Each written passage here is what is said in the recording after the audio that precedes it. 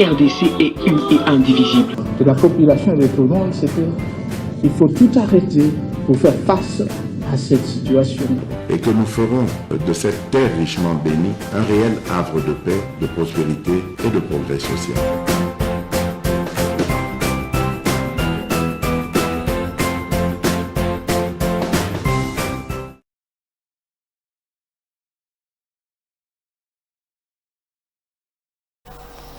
Ayembaka nzembo moko akufaza na bomo ite ayembaka lobaka Congo nde mboka Congo mboka ya bakoko mboka ya bato ya mayele Congo lelo bino bozomona pamba lobi bokolola yango. Je ne veux pas racher avec quelqu'un qui avait dit ça aussi, c'est je crois qu'il est aux États-Unis. Pourquoi Zozonga le sous-sauté? Oyo alobaka na ba protestant oyo c'est éco-faux. Alobaka na ba alobaka vous les voisins, nos voisins, contentez-vous de ce que le Seigneur vous a donné. Bozo epa na biso, bozo bomaka mboka na biso, bolobi que toza faible. Lobi bana na biso bakoya bako récupérer nyonso. J'encourage babilenge bazokota na armée sous le drapeau en même temps na la plaidoyer pour te conditions na bango et ça l'améliorer. Na mone par exemple hôpital na mona ki na kan kokolowana en tout cas soki koko makape belé boye soldat comme peu muntu ya lokum et cause la bien. Bien. Bozo landebiso partout à travers le monde, bozo partager ba émission nabiso, bozo le ko s'abonner. Laissez-moi vous dire 50 000 abonnés. Waouh. 50 000. Merci. En route pour atteindre un cap il y a 100 000. Aidez-moi à vous abonner massivement. Si le cap est à 50 000, tu atteindre Nabino, alors le reste, Ezanine, avec vous, j'ai confiance. J'ai confiance.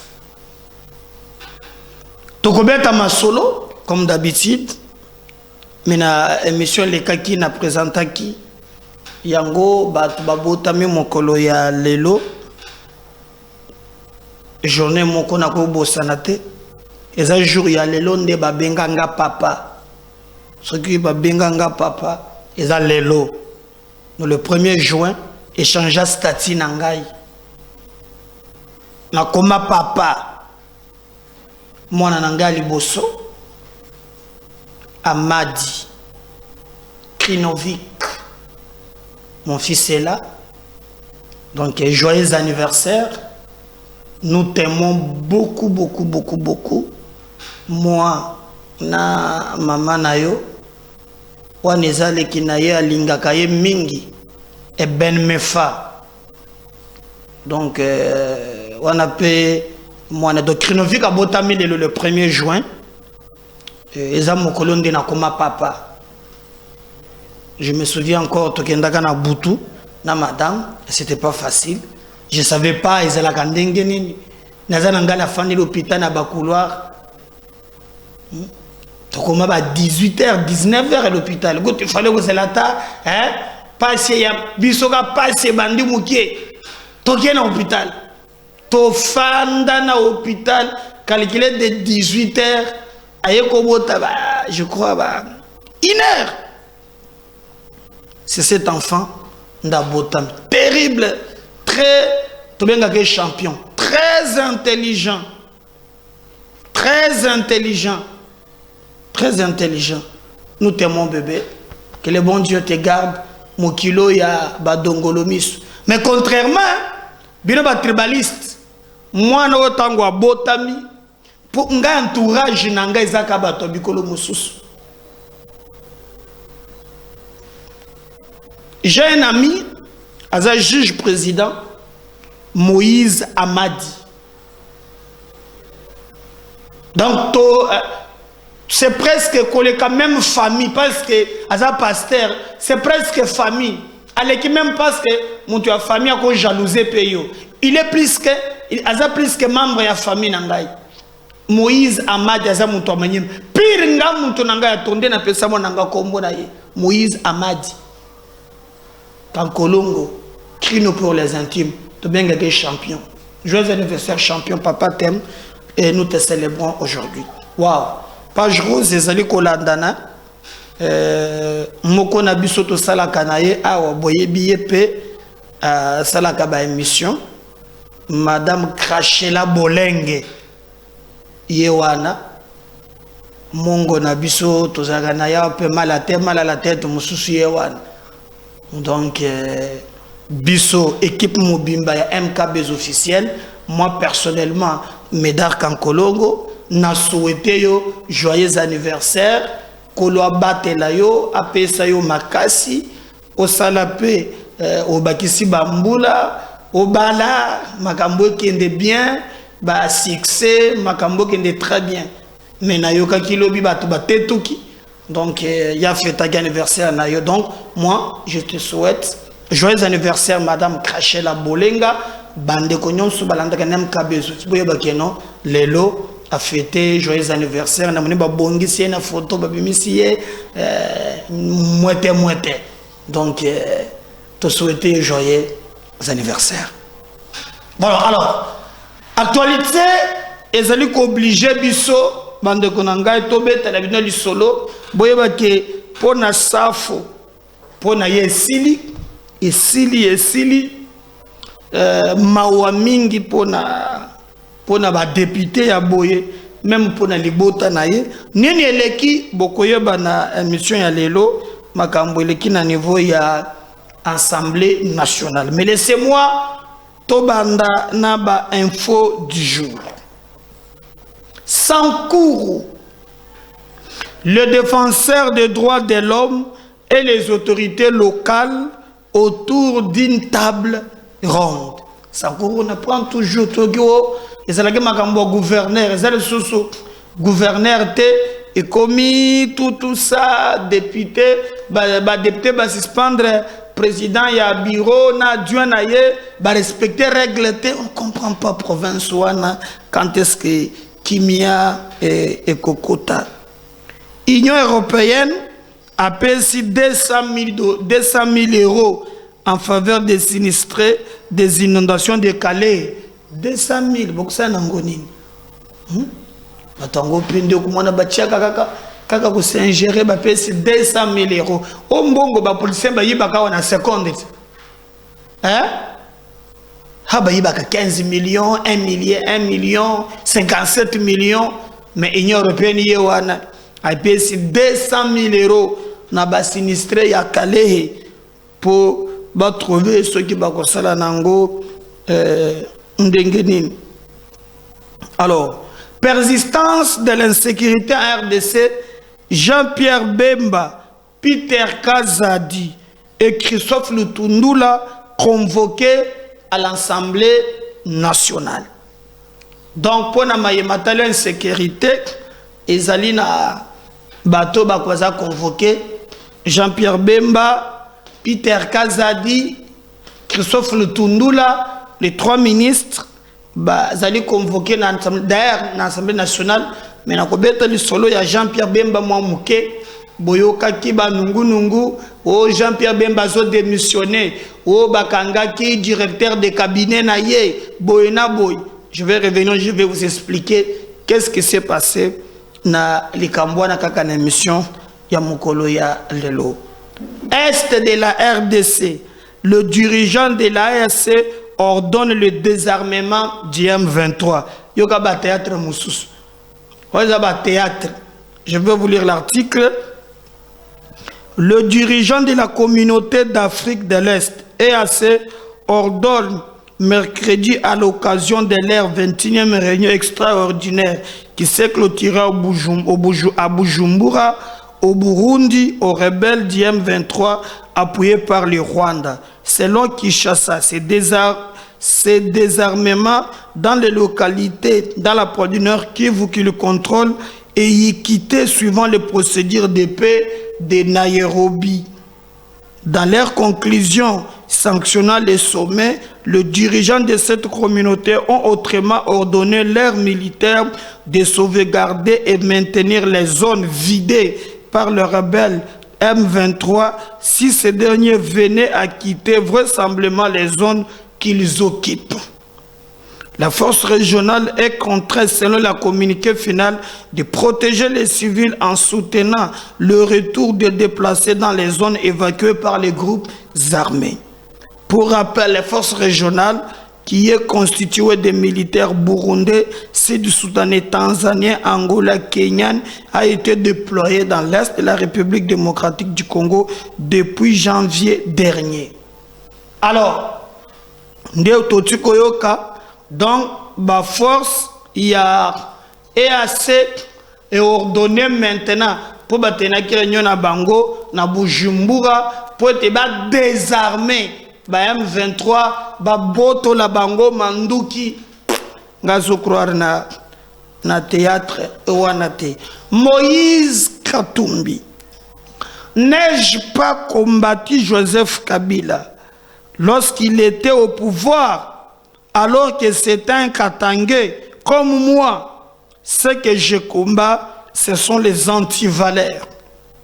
Je crois que Wana Katumbi a répondre à Maye Oyo, Augustin Kabouya Sengi, la communauté internationale va sanctionner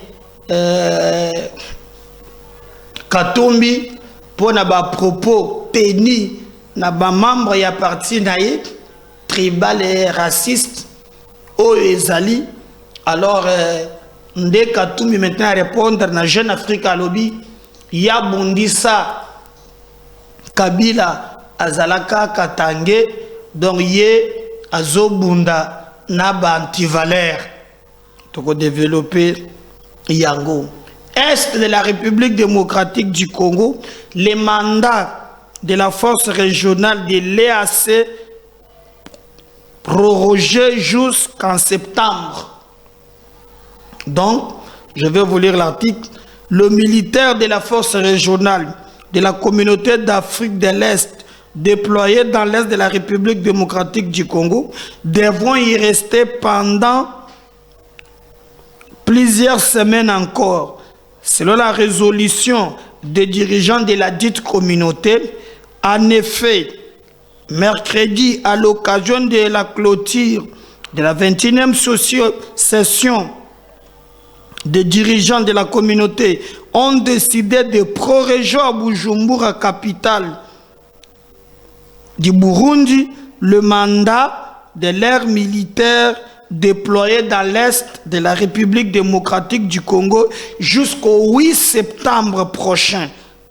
Donc, on a essayé au moment que je crois que Boyoka qui batumingi babandaki kozela que basoldat wana balongwa o ya EAC ya SADC bakota mais ba proroger vraiment jusqu'au 8 septembre sur terrain. Bon, je crois que c'est peut-être pour nous éviter un malentendu na oyo bazali koloba. Élection il y a 2023, boye baki le projet de loi sur la répartition des sièges recevables à l'Assemblée nationale. Actualité vous savante développée Zali Abbé Cholé à l'obélisque Salomon à l'obélisque Salomon Kalonda, proche de Moïse Katumbi, a été arrêté comme un criminel. Un terroriste dénonce le secrétaire général de la SENCO. Donation chez la lobby, beaucoup de collaborateurs du chef de l'État travaillent contre lui. Voilà en bref, grande ligne à information. Maintenant, tous ceux qui ont développé quelques grandes lignes. Information liboso, je crois que Boyoki bato bazoloba Bemba azo démissionné pe bazoloba kalikambo wana mingi mais avant kota makambo ya safu po ba preuve za mingi Mais bolande ce que je veux dire na Bukebi. Tango banome Bemba Bobo Sanate bato baloba ki Bemba kundima nomination wanate. Pona ye eza lokola azomikitis. Le premier élément. Bemba ndimi nomination. Tout le monde qui est comme accueil, même dans le conseil des ministres, makambo ezala ki bien. Yami Balé, toujours Bemba, oh, Bemba za mécontent, n'entourage du président, il aurait dit ça à quelqu'un. Eleki. Mikolo Mibale o boyoki. Ke babengaki directeur de cabinet na ye na ba service po bayoka ye. Bemba linga sala coup d'état, Bemba linga sala coup d'état. Derrière ba brignon ce zoleka. C'est l'esprit. Comment diviser, comment kokabola Bemba na Tshisekedi na moment crucial alors que les élections sont pointées à l'horizon. C'est ça les calculs. Na ba information tozui pour le que Bemba la c'est le coup d'état. Basala que je crois na Indonésie bagé ko somba manduki. Et selon les informations de ma possession, ezalaki na bande koa na kona kota manduki, basalaki je crois bango ba cadeau na ye, ba jepe moko mi ba komi na kombo par exemple Bemba Moutouté, basalaki je crois 6. Alors ba service, selon mes informations, balingaki ba vérifier batala. Et c'est des droits. Lorsque likambo moko ekoki kobima mais ne que directeur de cabinet na ye azobongisa coup d'état et boye na boye après ya zongi ekoki te mikolo yo ekomi o Bemba zo démissionner Bemba zo démissionner Bemba za mécontent. Quel est le vrai problème o bato bazo tia makelele? Vrai problème est Zaliboui. Bemba a une stratégie à guerre. Bemba a la rébellion. Bemba a un contact na ba président wan. Mode opératoire na bango Bemba yebi yango. Et il est déterminé avant qu'il y ait une élection pour être makambo échanger. L'opposition. Il y a 25e maire. Bayebiki. Ce qui Bemba kakatie plan wana au président de la République a pessié tout stopper l'insécurité et les autres discours elali. Les multinationales. Baye oyo bazo vivre na ba minéraux ya makila. Pas question de laisser Bemba na Tshisekedi ensemble pour te appliquer politique. O bazan anga ko mettre fin na ba minéraux ya makila. D'où payer les journalistes. Boluka batu ndenge na ndenge bo sala tout pour te bo arrêter bango pla et salemati. Zali kambo ya ko boya peli kambo ya ko telemela yango donc Jean-Pierre Bemba Gombo azana babilo kwa et puis au balobi o Bemba ebisa kyanga un proche. Na expérience ya Bemba. Bemba kendaki na CPI na moment difficile. Batu mingi bakita ye. Oyo ya commissaire lokola bami ba trahissa ye. Est-ce que Bemba n'a pas tiré des leçons pour les lots à l'engagement de décision à d'abord à bételer un proche. Un proche non, n'a pas démissionné. Manipulation, mauvais goût. Moi, na côté en contact, na ba circuit nangana soka ba info et za message ya kolanda te. O ba kangi dire câble na ye na pesibino na tango mbembo salamaki ezalaki na ba cadeau moko basalaki bango wana eza biloko akati biso toza bato toza na ba information ebele alors nde bakomaki ba signer kombo kato ba pesaki batiaki na kombo na bango. Les services voulaient voir ba monique le kozate bazongi. Et d'ailleurs ce qu'il faut retenir, le DIRCAB actuel est Jean-Pierre Bemba Gombo azalaka DIRCABA. Il y a un ministre en Longwaki. Et les informations à ma possession, Bemba changé nanou mingi te cabinet par rapport à bateau bazalaki koun. À part quelques bateaux ya yenango. Crainte mususu pe ezali na ba généraux oyo baliaka mbongo. Lobby nazalaki na Swiss Mart. Nakende kotala kusumbela mwana tubabiloko biki anniversaire. Oyebi ke na ye na moni général moko a koti. Hein? Tala pagne. Ya soba gamba whisky na ba. Whisky, vin, ya nini wana. Tala plein.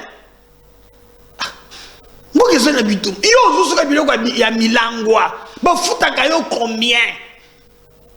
Osumba biloko. Tala tangwa telem.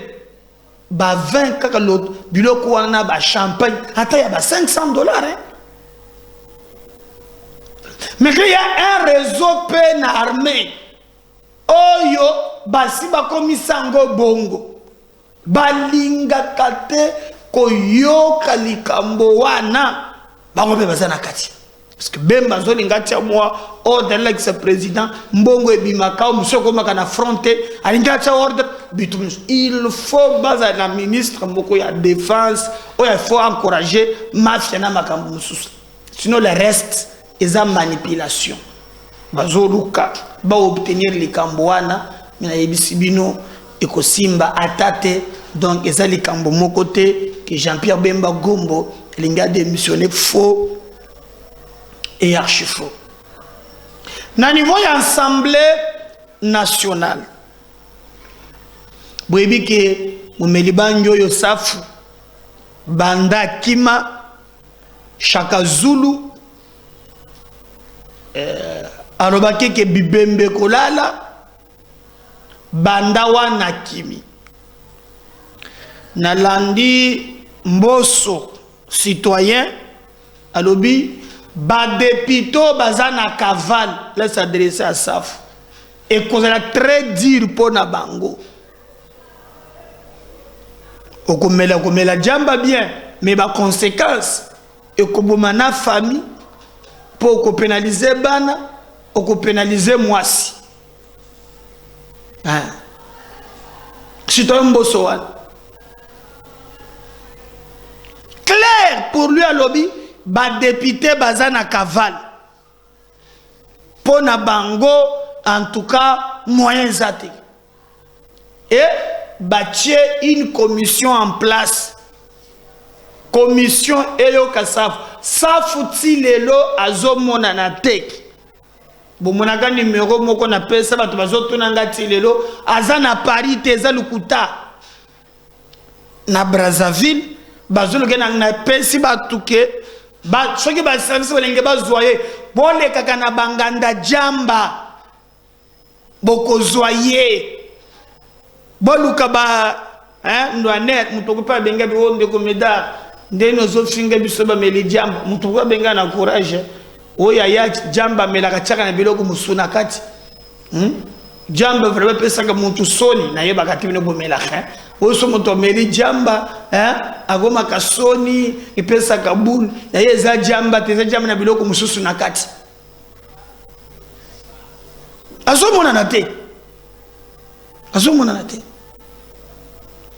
Alors Assemblée nationale ndeba yeko zo siko mikano entre autres mukano bazui je vais vous laisser suivre ezana député national moko à soi qui parole na perchoir et assemblée boyo kambaka moko mais la SAF on va revenir juste après. Président de l'Assemblée nationale, honorable président de l'Assemblée nationale, honorable membre du bureau, honorable président de l'Assemblée nationale,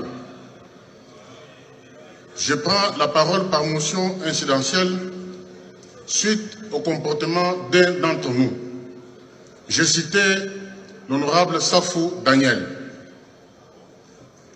Avant d'arriver aux faits qui défraient la chronique ces derniers temps, j'ai fait un petit pas en arrière pour vous parler du comportement de celui que j'ai difficile à appeler collègue parce qu'en fait, il n'est pas honorable.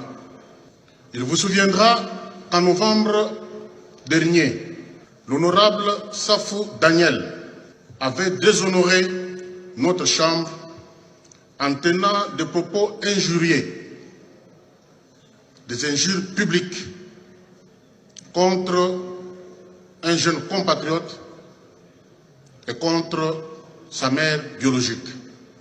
Ces injures publiques ont été considérées par toute la République comme adressées à nos mamans, à nos sœurs et à nos filles. Une commission avait été mise en place pour entendre l'honorable Safou Daniel. Il s'est présenté à la commission, il a présenté les excuses, il les a présentées même publiquement à toutes les dames de la République démocratique du Congo et au chef de l'État. Il a été gracié. Mais ce comportement-là, malgré la grâce qui lui avait été accordée, était infractionnel, indigne, qui n'honore pas non seulement notre Chambre, mais aussi la République, que ce soit à l'intérieur comme à l'extérieur du pays. L'honorable Safou n'a pas fait le modèle de l'Assemblée nationale. Il avait terni l'image de notre prestigieuse Chambre. Un peu plus avant d'ailleurs, vous savez tous qu'entre autres les missions des députés nationaux que nous avons, c'est l'élaboration des lois.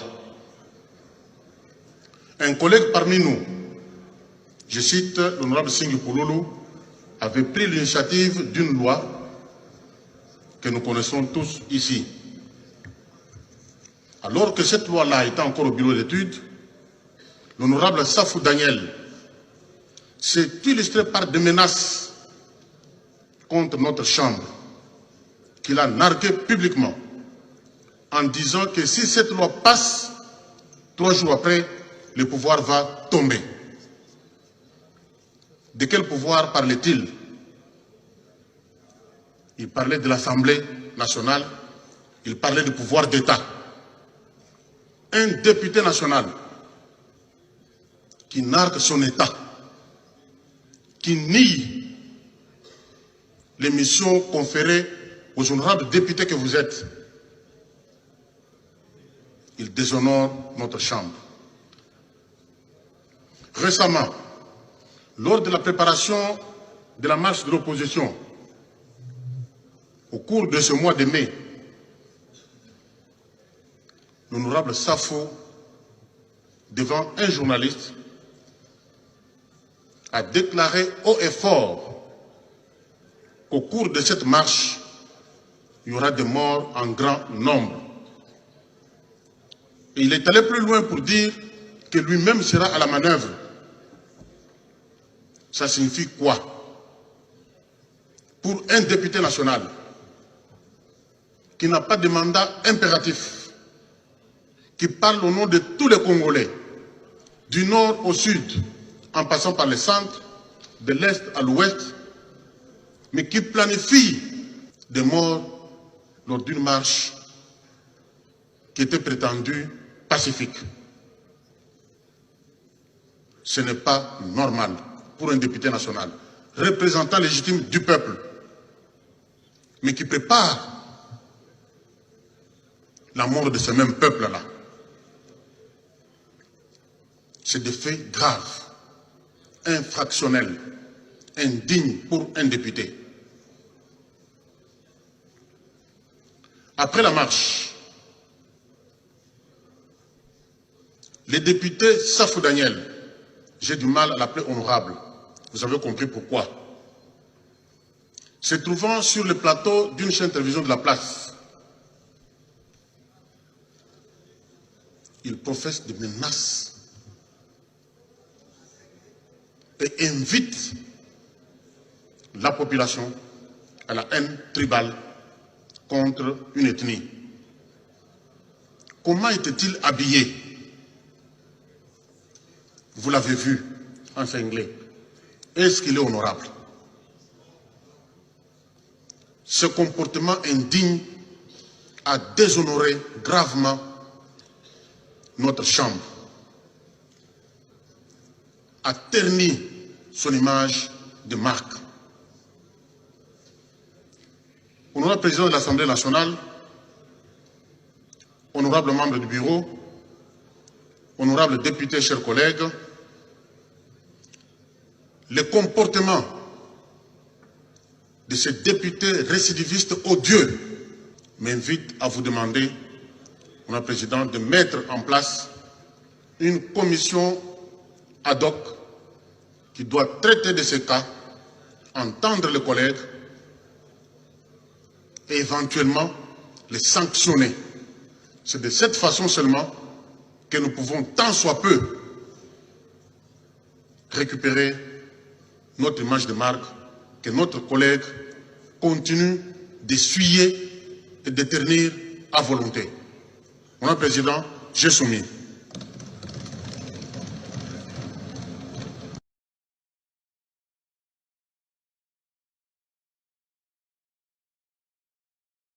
Voilà, je crois que Wana Tolandi Ezali, député national, sort ya Saf Boyoki Yango, ba député Batomboki, Saf Wazawapi, comme na Ibisagibina Zana parité, il y a deux places, soit Congo central, au Brazza, pour Awa, Badres non Swanganda Djamba, Azo Monanate, côté Azali Penza vraiment.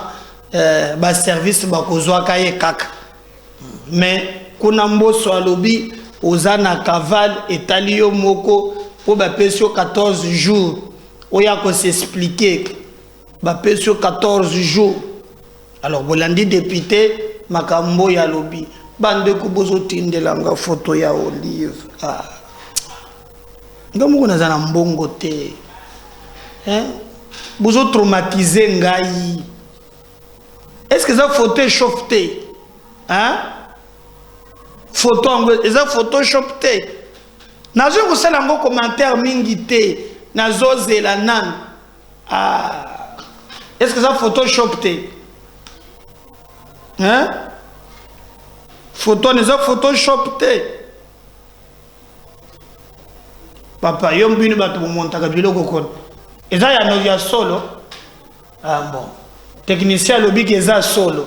Je me sens en tout cas, le gars la combien de maboko nan. Technicien le gars la combien boy. Fongola ngo vraiment tout à l'heure bien nan. Il est qui va 10 000 non? Hein? Le gars là bas 50. Hey! Mawanda lambela kabiso fufu. Talanda zo pesa ba libanais. Mais les qui sont comme Moussou Pesa, il y a d'autres là-bas congolais. On est à foufou. Les Congolais, ça prend un foufou. Eh! Mbongo, Mbongo, Libana Zokamou. Ndeba Libano, tonda na biloko wa plein. Supermarché. Attends, au fond du Libanais, wapi. Yo, zela, nabenga, okomona. Bango, nga bandiko zikeza Photoshop balabe keza ya solo ya Congo yango wana tali libanais na se tali siko congolais bande bako saka bino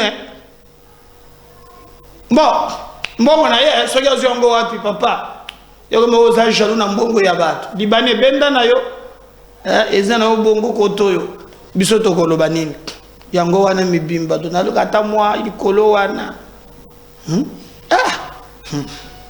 Congo mboko ezana mbongo pasi na mao tobeta lisolo bandeko na ngai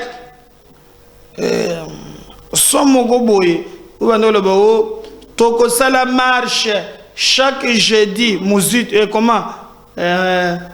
matata, les deux chaque jeudi, comme ma routine. De deux jeudi, nous sommes Zananzela. On ne peut pas répondre à Bango. Adolphe Mouzitou. Nous sommes en opposition au Yotozanango Mikoloy. Et dans l'opposition, Moko, il y a Makambo, il y a bien. Opposition, il faut que la bobé bazo salam salabiante. Pour l'Andiango, on va revenir juste après pour chuter avec notre émission.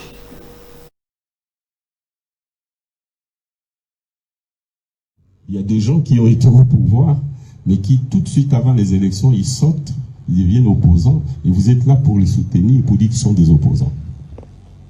Mais il n'y a pas de problème, opposition par rapport à quel programme, parce que vous veniez d'être au pouvoir. Quel a été le programme qui a prévalu et comment vous l'avez assumé ou pas? Vous avez commencé à contester ces programmes quand? Et vous dites les élections, il y a fraude en perspective, la CENI n'est pas impartiale, alors que vous avez élaboré la loi qui organise cette CENI et vous avez participé à la désignation, vous devenez brusquement opposition. En réalité, s'il faut cibler, s'il faut avoir dans l'opposition des gens qui ont contribué à la vie chère, des gens qui ont contribué à la configuration actuelle de la CENI, si vous y mettez Kabila, Katumbi, Matata, il ne reste que Tshisekedi comme un de ceux avec qui ils ont fait ça. Il faut qu'ils soient aussi dans l'opposition. Parce que pour être opposant, il faut... on peut être opposant après avoir contribué à ce que vous voulez déconstruire. Alors ça, c'est vous la presse. Consciemment ou inconsciemment, vous travaillez. Voilà. Bon, la prochaine question. Il y a des gens qui ont été au pouvoir, mais qui tout de suite avant les élections, ils sortent, ils deviennent opposants, et vous êtes là pour les soutenir, pour dire qu'ils sont des opposants. Mais il n'y a pas de problème, opposition par rapport à quel programme, parce que vous veniez d'être au pouvoir. Quel a été le programme qui a prévalu et comment vous l'avez assumé ou pas? Vous avez commencé à contester ces programmes quand? Et vous dites les élections, il y a fraude en perspective, la CENI n'est pas impartiale, alors que vous avez élaboré la loi qui organise cette CENI et vous avez participé à la désignation, vous devenez brusquement opposition. En réalité, s'il faut cibler, s'il faut avoir dans l'opposition des gens qui ont contribué à la vie chère, des gens qui ont contribué à la configuration actuelle de la CENI, si vous y mettez Kabila, Katumbi, Matata, il ne reste que Tshisekedi comme un de ceux avec qui ils ont fait ça. Il faut qu'ils soient aussi dans l'opposition. Parce que pour être opposant, il faut... on peut être opposant après avoir contribué à ce que vous voulez déconstruire. Alors ça, c'est vous la presse. Consciemment ou inconsciemment, vous travaillez. Voilà. Bon, la prochaine question. Bogi Fumumpa. Opposition, selon lui. Abonnez-vous, partagez les liens. À tout à l'heure, merci. Bye.